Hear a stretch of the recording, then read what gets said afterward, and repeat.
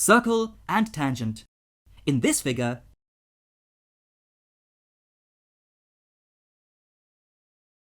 given angle SPQ is equal to x, SQ is equal to SR is equal to L.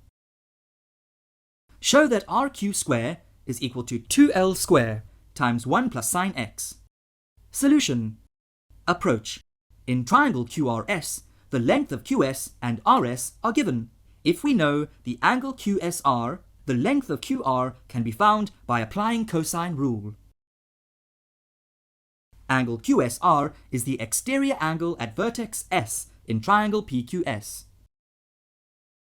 Angle QSR will be equal to the sum of interior opposite angles, angle SPQ and angle PQS in triangle PQS.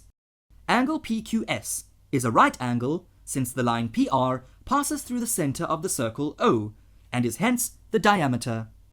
Angle subtended by diameter of circle at circumference. In other words, the circle circumscribes the triangle whose one side passes through the center of the circle. Therefore, angle QSR is equal to 90 degrees plus x in triangle QSR. Since the sides SQ and SR as well as angle QSR are known, we can apply the cosine rule to determine QR.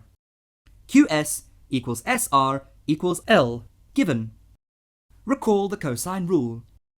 Applying the cosine rule for angle QSR, cos angle QSR equals SQ square plus SR square minus QR square all over 2 times SQ times SR.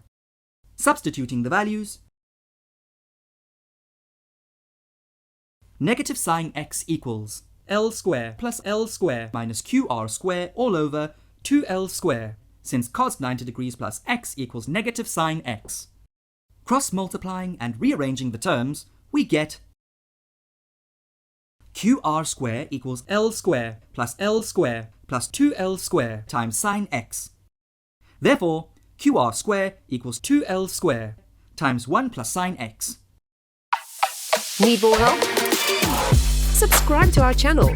Can't wait that long? Ask Mesky to help you and let the math finally start mathing.